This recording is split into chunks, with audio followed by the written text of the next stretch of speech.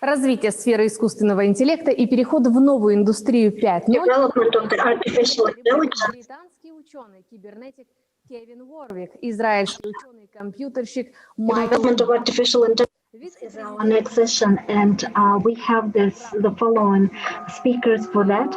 So it's Abhijit, Thatte, Yerbol, ABSALYAMOV as the moderator. Hello, everyone. Welcome to the second Central Asia Nobel Fest.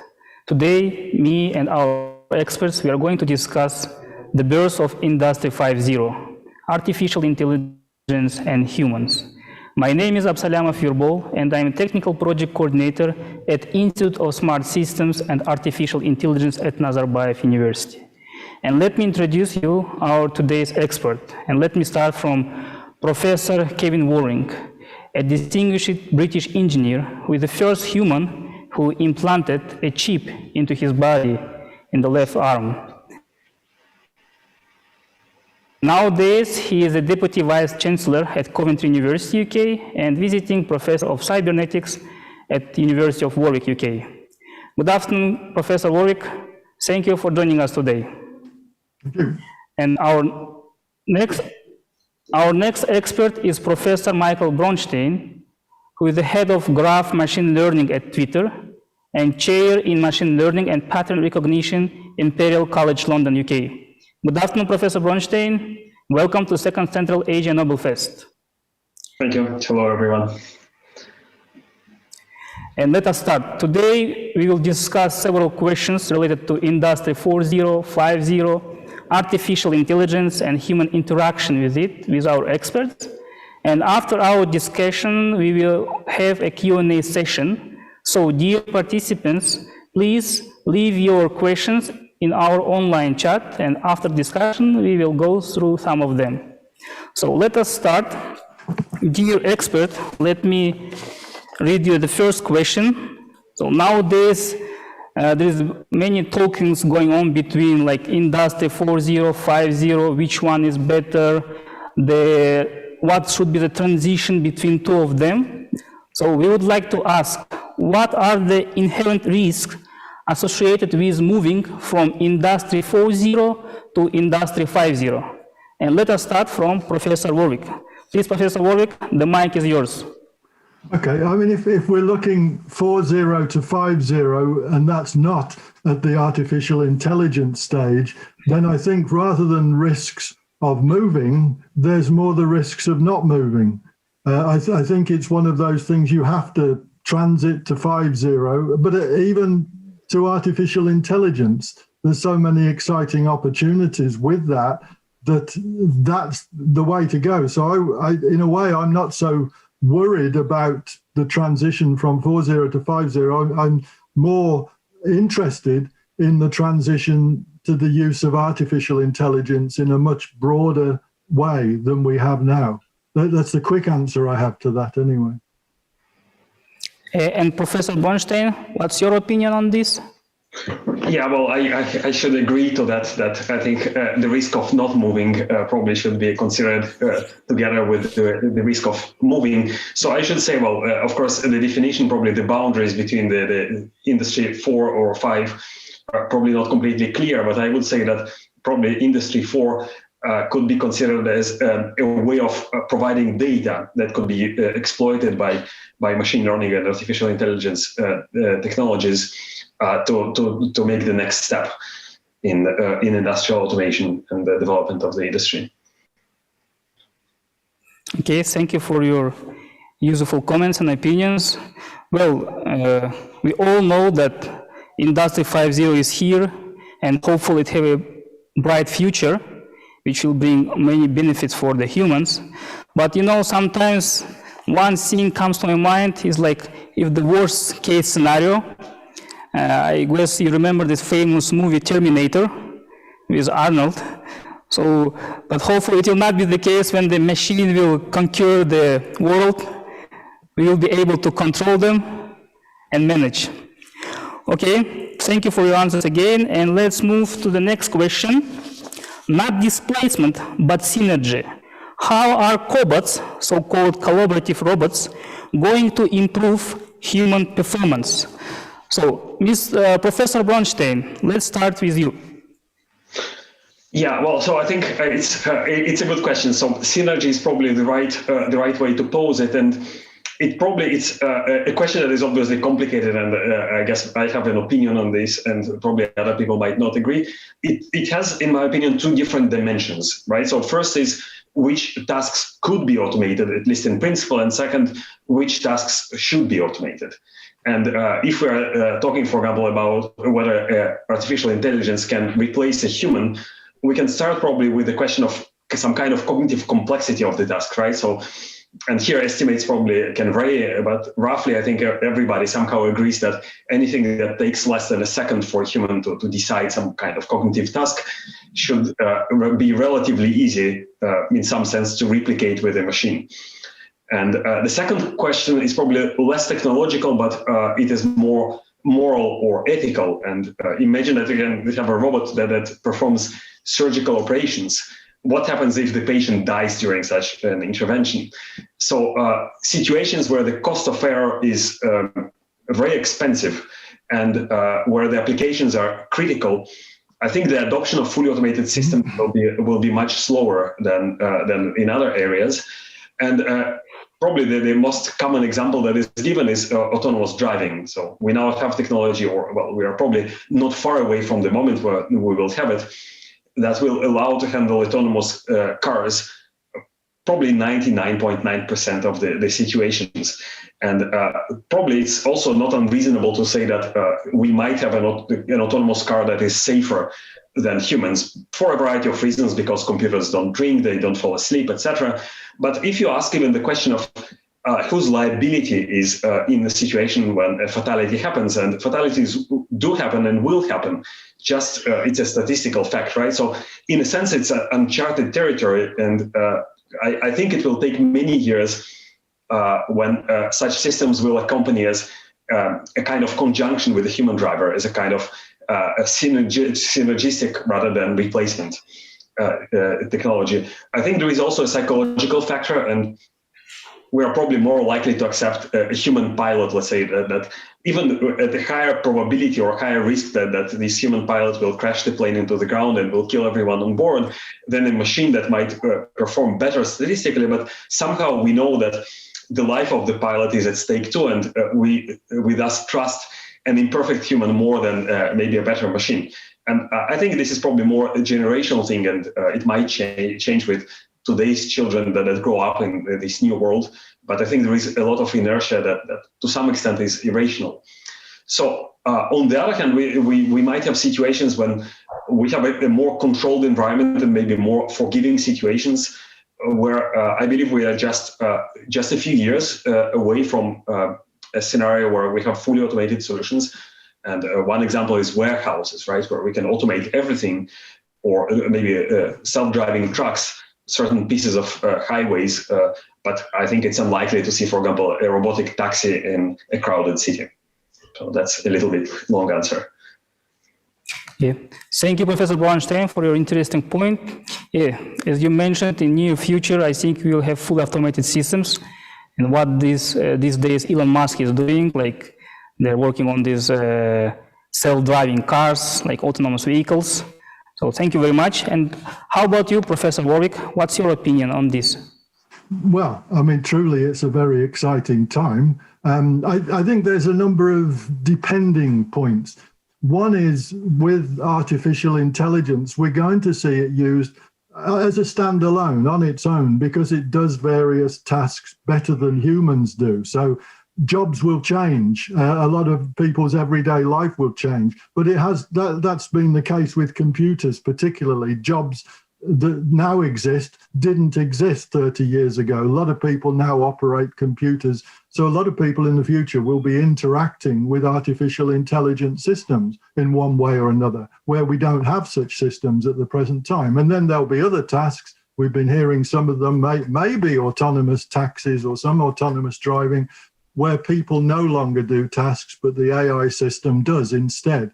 So we've got that aspect where things will change. How much it will change, how quickly, depends on society perhaps as much as the technology. But if it benefits us, and if we feel, yes, we want to go for it, then humans will go for it. I think we're quite mercenary when it comes to that.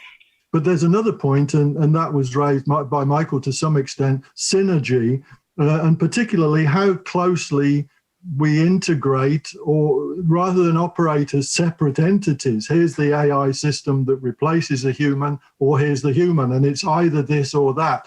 I think we've got a lot of cooperative systems that will be very different in the future than they are now, particularly interacting in different ways. At the moment, it's a very remote interaction. We press a button which operates the computer. I do think, and I think Elon Musk is looking in the same way, there'll be much closer connections. With my own experimentation, it involved my nervous system being plugged into the internet to see what was possible with sensory input, with remote control from my brain of technology in a different place. And that's where the benefits of artificial intelligence, the things that human brains don't do very well or can't do, can integrate with the benefits of human intelligence. So I think they're going to be, particularly in the military domain, we're going to see a lot of that technology that is integrated much more closely with the soldier, for example, which is, again, exciting because we're only on the cusp of starting to look at that. So I think it won't just be AI replacing human intelligence, but it will be AI integrating with human intelligence. But the point you raised at the end of the last question, which I think is important, when we're looking at artificial intelligence, it's pretty key as to what we mean by intelligence. A lot of what we call AI systems are simply data-driven memory systems. They're not really the same as human intelligence at all. They're a very different thing. Whereas if you think of an artificial intelligent system and is intelligent in some ways that human are intelligent, then it can potentially be dangerous, which is something you alluded to. Whether we get into the Terminator scenario, well, if we're crazy, we will do. We will end up there. Hopefully we won't. Hopefully we will use AI to benefit humankind in medical scenarios in particular, where it can really understand what's going on in the human body in ways that we can't. But we really do have to watch we don't go that little bit too far. We have to be careful. Okay, thank you very much. Totally agree with you. This is a main important fact is synergy. As Professor Warwick mentioned, in the near future, the more jobs will be occupied by machines. But anyways, here there comes a synergy where humans should control these machines, the process the machines are doing in order to avoid some kind of bad scenarios. So thank you very much, and we are moving on. Our next question is, what will be the social impacts of extreme automation, turbocharged by the Internet of Things, artificial intelligence, and the Industry 4.0? Are advanced manufacturing technologies and digitalization going to accelerate collaborative solutions to address development issues? So, Professor Kevin Warwick, what do you think about this? I think we're already seeing changes, particularly in the marketplace. You can blame Amazon and companies like that, I guess, but a lot of things now we're purchasing online remotely. We're not going to shops, and certainly in the UK and the USA, city centres, what are they for? There's offices there, but shops now are starting to, as they used to be, are starting to disappear.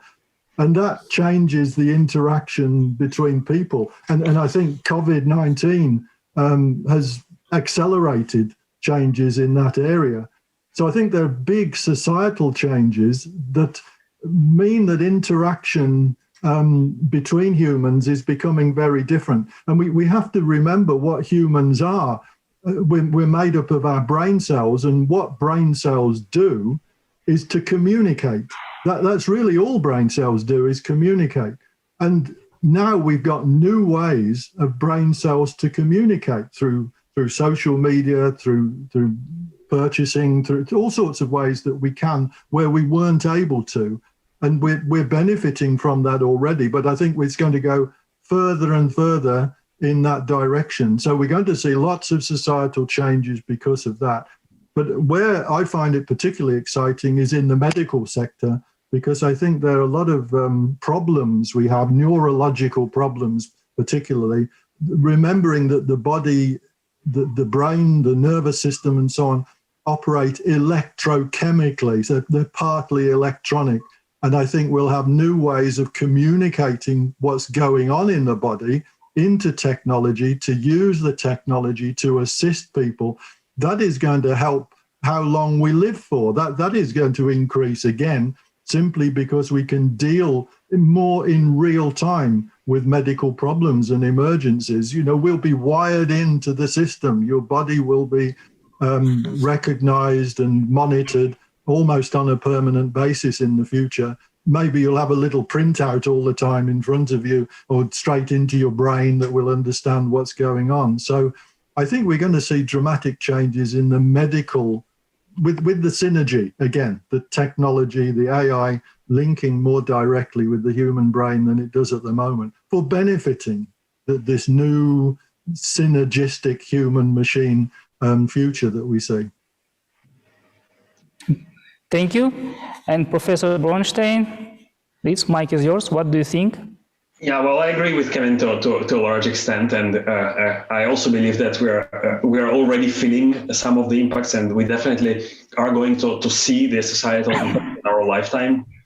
And I think on its own, it's not a new phenomenon, right? Basically, an industrial revolution has traditionally been associated with sometimes tectonic shifts in the job market and the way that we interact with each other and with technology.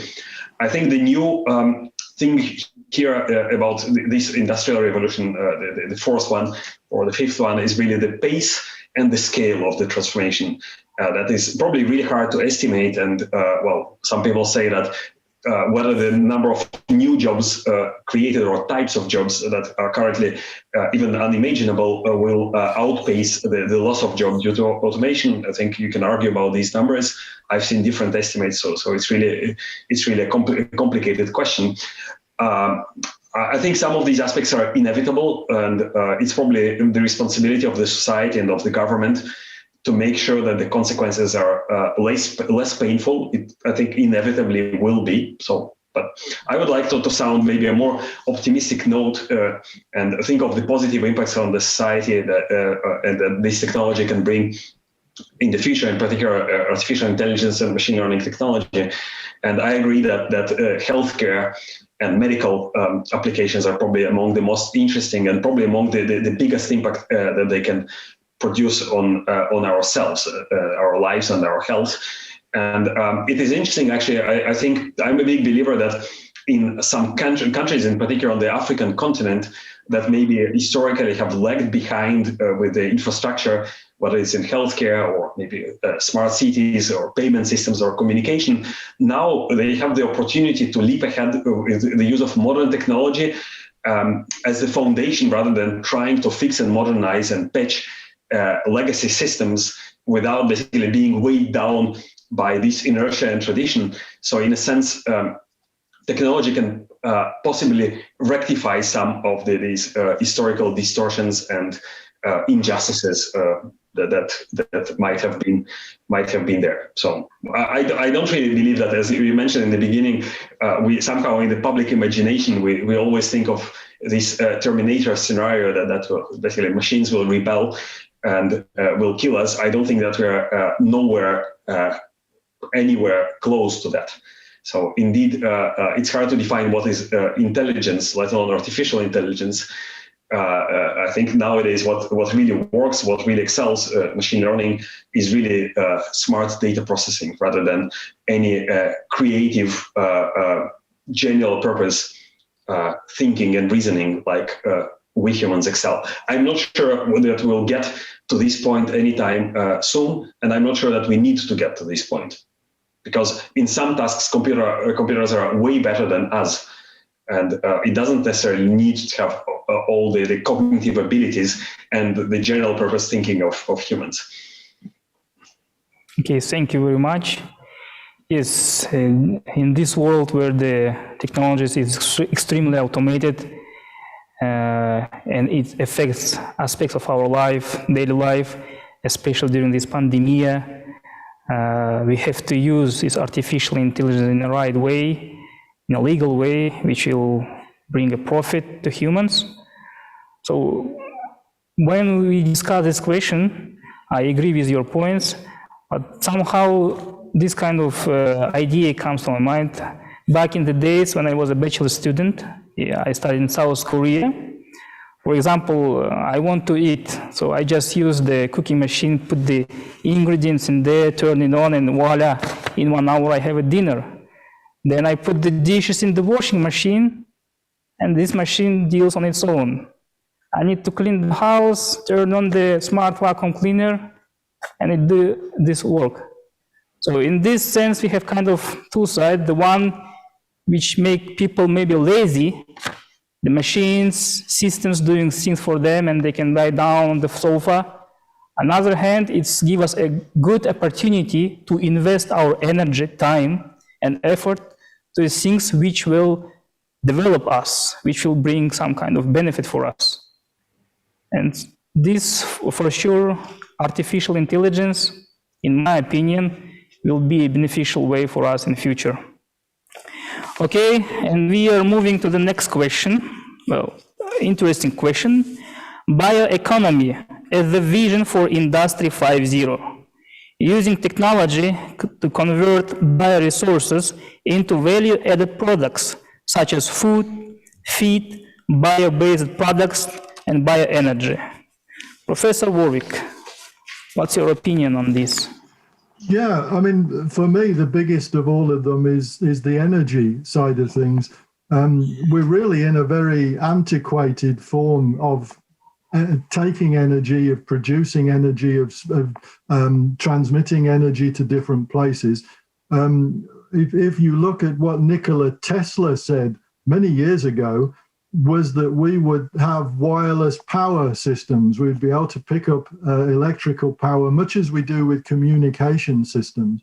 But the way we've gone with that has meant that we've not got that. We've got wires, we've got cables, if you have to plug into a socket and so on. And that really limits how far we can travel, where we can travel. The cost of energy is limited to specific companies and so on and so forth. So I think if we look at something and in terms of a very different bioenergy system, then it potentially opens up all sorts of new opportunities and new possibilities, not only for producing energy, but also transmitting it or getting it from one place to another, which is very exciting. And there are a number of groups now around the world starting to look at that particular aspect. So it could mean how we get our energy is transformed into something very, very different on a much more permanent basis, but something that it means it's there. A lot of the infrastructure that we have now, which restricts how we live to a large extent, is going to change dramatically. So I find it a very exciting area, particularly in terms of the energy aspects. No, thank you. And Professor Bronstein? Yeah, well, so I would like to focus on another point. So you mentioned food, right? And this system that somehow magically takes all the ingredients and cooks them. So, well, maybe I am biased because this is also part of my research.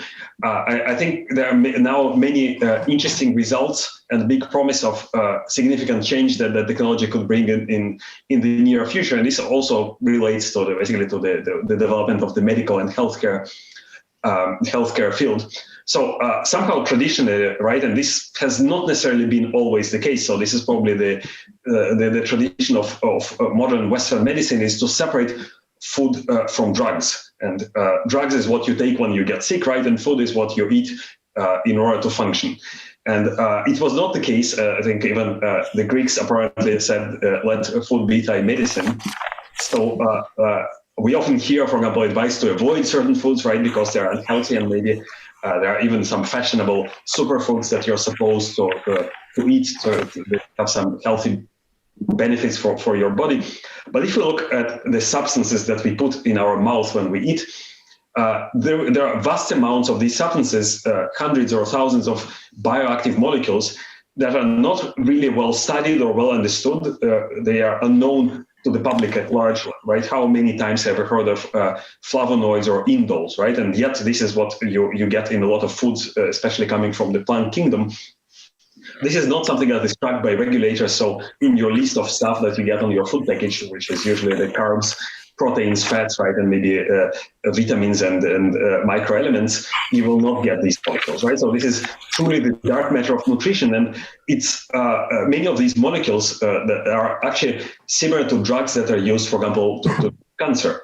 So some foods might actually be rich in maybe subtherapeutic doses of chemicals that in the long term can prevent diseases, or if they're used together with, for example, drug therapies, they can improve their effect and make them more tolerable. And it is possible, and this is research that we are doing at Imperial College, to basically to repurpose approaches that are originally developed for therapeutic drug repositioning in the pharma industry, or being developed based on machine learning technology, to try to find the effect of food molecules and their combinations and synergistic or antagonistic interactions with traditional drugs, and also possibly make them personalized for a specific user, for example, relying on some genetic information. So this potentially can make people healthier overall, reduce obviously the burden of healthcare. And I think one of the aspects of technology, one of the byproducts, that we live longer lives. It doesn't mean necessarily that we live healthier lives. So if we are sick in the last years of our life, it's, well, besides, of course, ourselves being unhappy, and it's also a big burden on the society and on the healthcare system. And unfortunately, our population ages. So there is a need to move from the current healthcare model that is really a sick care model, it tries to help you when probably it's already too late, when you already got the disease, to the real healthcare model where you can prevent disease or recognize it before it happens. And this is really where artificial intelligence and machine learning technology can excel. And there are many trends that go in that direction. For example, collecting biological signals with wearable devices. Well, now they're wearable, something like Apple Watch, maybe already there, right? Like Kevin is probably a good manifestation of this. They can be implanted in our body and collect information 24 hours per day. And if you use this massively, you can get basically an idea of the health of the population, and can find some trends before something happens and it's already too late to cure it. Thank you very much. Thank you for sharing your thoughts with us. Yeah, could I add? I think Michael's raised Michael's raised a very important point. It is some of the advantages of artificial intelligence, such as predicting accurately, such as classifying. These really come into play when what Michael's talking about in terms of healthcare, and looking at the future of healthcare, where it's not just dealing with illness, but making you healthier so you don't get the illness or avoiding illnesses. And I think there, artificial intelligence has abilities way beyond anything of human. It can deal with multidimensional aspects, for example, where the human brain can't. And it can then predict. This is something we're working on in terms of Parkinson's disease.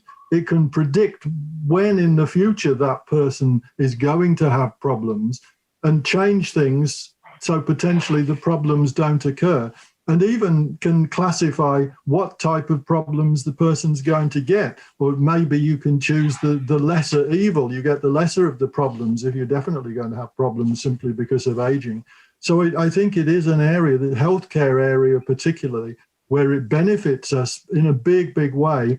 both financially, because we don't rely on using this sort of healthcare where we need medicines, chemicals all the time, but also keeping us so we're living longer in a healthier way, which is important. I completely agree. We want to live long, but we want to live long and healthy, not just live long. Yeah, very good point. Thank you, Professor Warwick. So I cannot resist to ask this question, especially during these difficult times when we have a pandemic. And actually this pandemic showed us that not everything is good and smooth with our medical industry and system, and even in developed countries. So I want to know your opinions, how artificial intelligence will interact or impact or affect on medical industry in perspective from like drugs or vaccination point of view. So Professor Warwick, what would you say on that? Well, I think here it depends how much we want to let it. I mean, we see around the world, it's fantastic that many countries are going ahead very quickly with vaccinations, but a lot are not. A lot maybe there are political arguments holding up the delivery of vaccines, which is a great shame because it means people are dying unnecessarily. So, and this is not an artificial intelligence problem. This is if you like, the politicians who we put in positions of power, not listening to scientific evidence and scientific advice, but secondly, people. It's terrible to see. Certainly in the UK, pictures we see of gatherings of people where nobody's wearing a mask, they're all close together, inside a building, and you think, well, surely you can listen to what the issues are and behave slightly differently so that the problem would go away if we all behaved well. So it's not so much we can trust in artificial intelligence, we can believe what it tells us, but we then have to act accordingly. So, and that's one thing with the COVID situation that isn't really, it does occur to a large extent, but there are still large numbers of people who, if you like, disobey what the science tells us or want some sort of freedom to do what they want to do rather than anybody else. So it's not, I think when we're looking here, it's not just an artificial intelligence issue or a technological or a computer or even a scientific issue. It's the belief mechanisms in humans and following along. It's interesting because very often, if you want some information, you have a look on the computer and you take that information as being 100% accurate. Very often you go to Wikipedia for information. If I want to find out who is Michael Bronstein, who is Michael Bronstein, I'll go on Wikipedia and it will say, Michael Bronstein, this is at Imperial College London, etc., etc., etc. And I take it as though it's perfectly, so in that way, as humans, we tend to just believe what's there. But for some reason with the COVID situation, we've not done that 100%, which is a great shame. So we need to not only use AI and get it to give us the information on personal data on certainly for pandemic issues and predict, well, it's best if you do this, but then we have to actually carry it out. How we get to that, I don't know. Okay, thank you. And Professor Bronstein, your quick view on this question? Yeah, so, well, this is somehow related to the work that I'm doing in my research. So I think maybe I'm overly optimistic here. So I strongly believe in the potential impact of machine learning techniques on drug design and drug discovery. And I think in the past few years, we've seen great progress in machine learning for what is called in silico or virtual screening for drugs, where basically it's a combination of methods such as, for example, graph neural networks and active learning that allow to search this extremely large space of possible candidate molecules. And there is also, recently great progress in protein modeling. As you know, proteins are probably the largest fractions of therapeutic targets that are used by the pharma industry, like AlphaFold from DeepMind. So one thing that is, however, common in all these problems is that there are relatively well understood chemical and physical processes that underlie them, for which we also have a lot of data. So it's a kind of magic match for modern machine learning. So on the other hand, if we look at other stages of drug discovery and drug development, such as target identification, it is still a traditional biological research. And now, hopefully, it will be changing. So there are many interesting companies like In Vitro, for example, that tries to change the way that this is being done, basically collecting, doing a kind of single cell data science. And also, don't forget about the clinical trials, basically all the stages that are mandated by the regulators for drug safety that take the lion part of the cost and the time of developing a new drug. So it's interesting, actually, I mentioned it in the context of food. There are potentially cheaper and faster paths to new therapies that are called drug repositioning, where you take existing safe drugs and try to use them against new targets or in combination. And that's where recently machine learning is also being tried and shows quite promising results, probably still too early to tell. And even in such a fast-paced field as artificial intelligence, it's to get a clinically meaningful result, it takes some time. So just one thing that I wanted to mention, I think we talked about it in the beginning, the medical devices. I think this is a territory where the cost of mistake is still very high. And again, there is a question of whose liability it is if something happens. And it's unlikely to see, for example, robots that operate in place of surgeons anytime soon. But what is likely to happen is artificial intelligence systems that work along humans in synergy, maybe it's in the form of some recommender systems or assistance devices, but the ultimate decision is taken by a human, and the human bears the burden of responsibility. So, and this is what is already happening with ML-based imaging tools or ML-based diagnostics. So this is probably something that is already there, and in the next few years it will become more commonplace. Yep, thank you. Totally agree with both of you. Yes, indeed, ultimate decisions should be done by humans. And dear speakers, Professor Bronstein and Warwick, now we have the question from our audience, and let me read them aloud. So the first one, recently, the conversation about artificial intelligence algorithms started to revolve around racial bias in the artificial intelligence output, because the learning data sets themselves are biased. How would you start mitigating these processes? So, Professor Bronstein, what would you do? Yeah, well, I don't think that I have a magic solution. And this is probably a little bit ideologically charged topic. So I'm not sure that many of the arguments that are put forward in this field are scientific. I think it is difficult to distinguish between real science and scientific activism. So I think it is the case, especially if you take language models, for example. So basically, the corpus of data that is used to train a machine learning algorithm reflects the biases that come from us as a society. So I would say, well, it's not a magic solution. Let's try to fix the society first, because artificial intelligence is the reflection of ourselves. The data that comes from human activity, right? Like text on which we train language models is a result of our activity. So if we are biased, then inevitably the computer will be biased. Now, having said that, there are algorithmic solutions that can be tried. So there is an entire field of algorithmic fairness and algorithmic bias. So it is possible to prove mathematically, for example, in certain senses, that your algorithm is free of bias. Now, we ourselves are biased. We somehow trust humans making decisions when which is clearly a biased system. Should we demand the same or unachievable level of lack of bias from a computer system? I don't know. I think it's less a scientific question. It's probably more an ethical or a social question.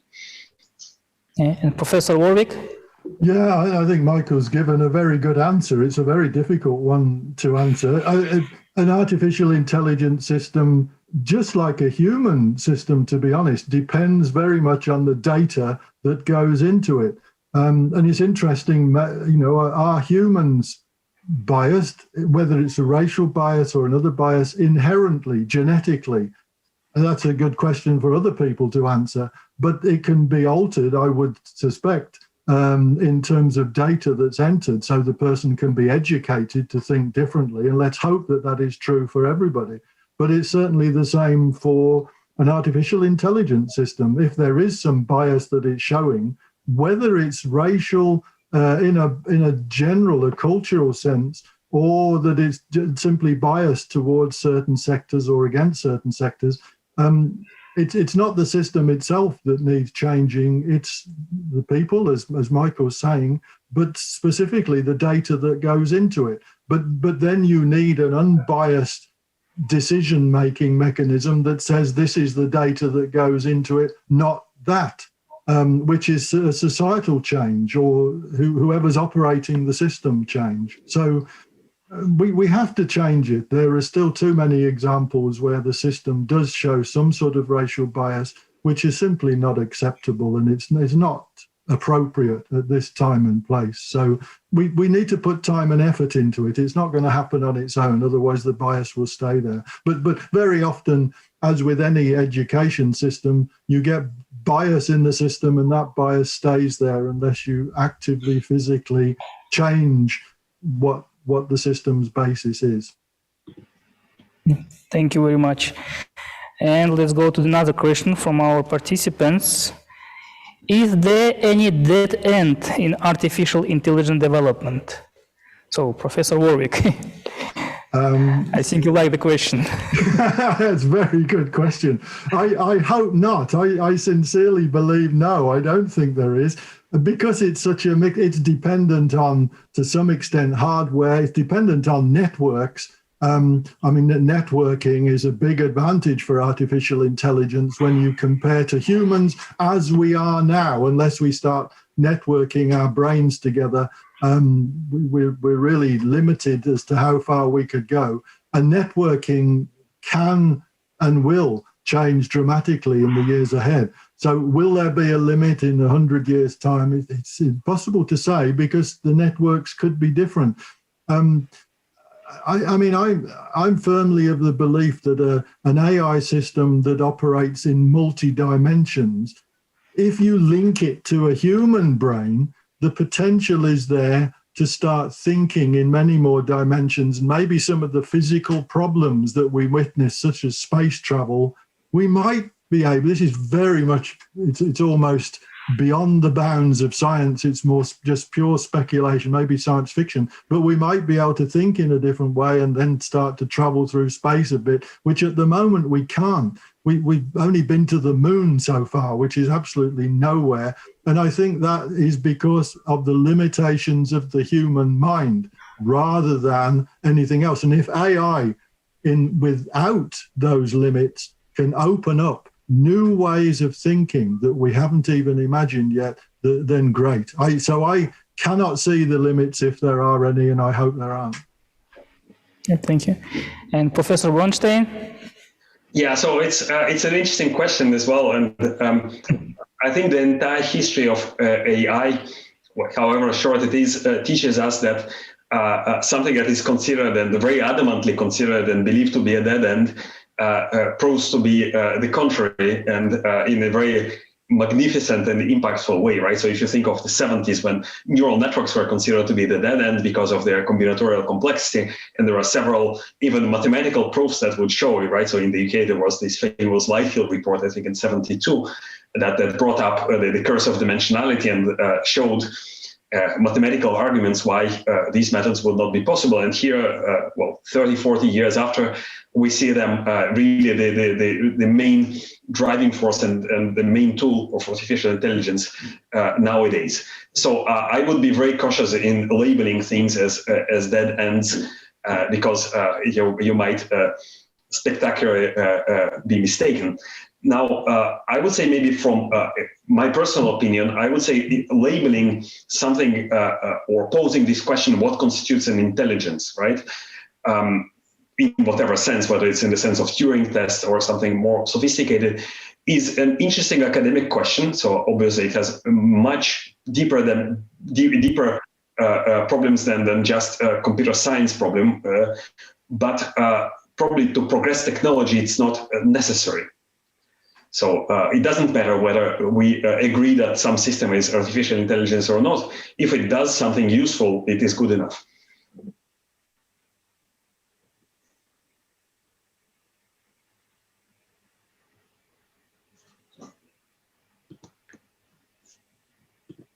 Oh, I think you're muted, sorry.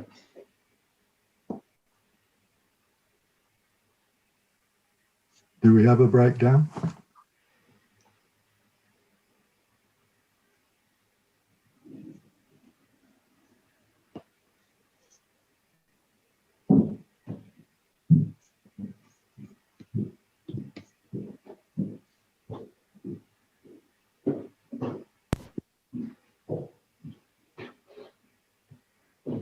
Hello, hello, hello.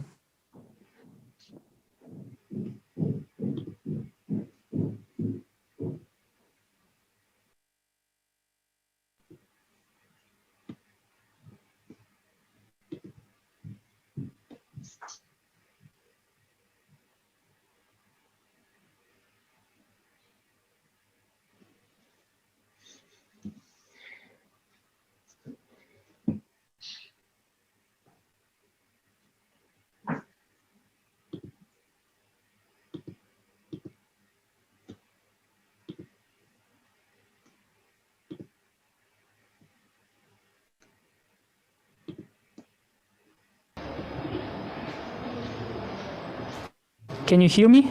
Yes. Yes. Oh, no. Yeah. Thanks God. Now this technical issues is solved. So the last question. What do you think about cybersecurity for electronic implants in a human? Professor Bronstein, let's start from you.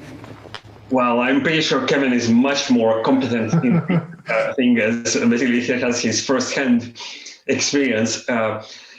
It's a good question. So I don't think that we are yet in a situation where, of course, there are probably millions of people who have things implanted in their body, but these are probably more traditional devices that do not fail unless they're exposed to a very strong electromagnetic field.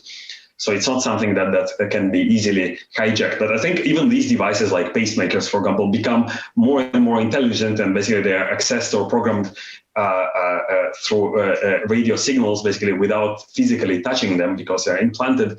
So there is obviously a risk of these things being manipulated or hijacked. And as these technologies becoming more prominent and more sophisticated, of course, there are risks. So there are, of course, standard solutions to protect against such interventions. Probably as every system, it's always a trade-off between being useful and being safe. So it's probably always a trade-off of risks that one is willing to accept. So that would be probably a more generic answer, but I'm very curious to see what your say about it. Yes, thank you, and it's really interesting to hear Professor Warwick's opinion on this. Yeah, well, I think Michael's answer is a good one. I mean, it really does depend on the technology and what it's doing. If you've got an identification implant, then clearly we see some of the issues with credit cards and so on. And many of them are not different. It's not really a cyber problem. It's a problem of present day. So some sort of implants, I don't think there's any different an issue that there is now. But where it does come different, and Michael alluded to it to some extent, when you look at a Parkinson's disease stimulator, you've got electrodes in the human brain. And I think this is where it starts to be different. For the Parkinson's disease, it's difficult to say there'd be too much. Maybe you cause the person to have Parkinson's disease. They can't do anything about it, which is not pleasant, but it's not something extra. But if we're looking to the future where we've got implants linking brains together for the purpose of communication, starting to communicate in a much better way than we do as humans at the moment, this mechanical form of communication is absolutely pathetic. The sooner we can communicate by thinking to each other, the better. But when we do that, of course, it really alters what we think of as privacy, because the possibilities of people hacking into your, not just to a network, but into your brain become a very big one. Not just downloading from your bank account, but downloading your thoughts, which is a good thing from a communication point of view, but of course is a bad thing from a security or privacy point of view.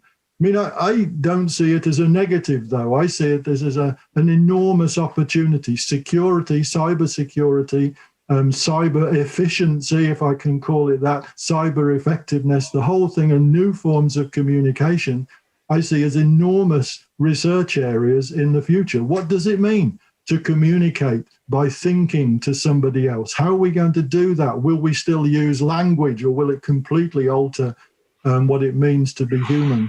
I think these are important questions that future generations will be researching as an everyday basis. So it's very exciting, but clearly there are immediate dangers when it comes to hacking into people's brains and downloading thoughts. Yeah. Thank you very much. And unfortunately, time is going, and we here came to the end of our very extremely interesting panel. So if you would like to conclude, I would say, and I think our dear expert will support me. So at this stage, at this point, everything in humans' hand. Humans should make an ultimate decision. Humans should control the processes, and artificial intelligence, smart systems, cobots are there to support and help us, not to control. So thank you very much, dear participants, dear expert, for your very useful recommendations and opinions. It's my honor to meet you, and I hope the third Central Asia Nobel Fest will meet in person here in offline mode. I think the pandemic will gone. So again, once again, thank you very much. It was really good session. I hope everyone enjoy and like it. I wish Professor Warwick and Bronstein success. I believe that you will have a tremendous results in your research. We wish you good luck. And everyone, take care, stay healthy, and bye-bye. Yes. Thank you very much. Bye-bye. Thank you.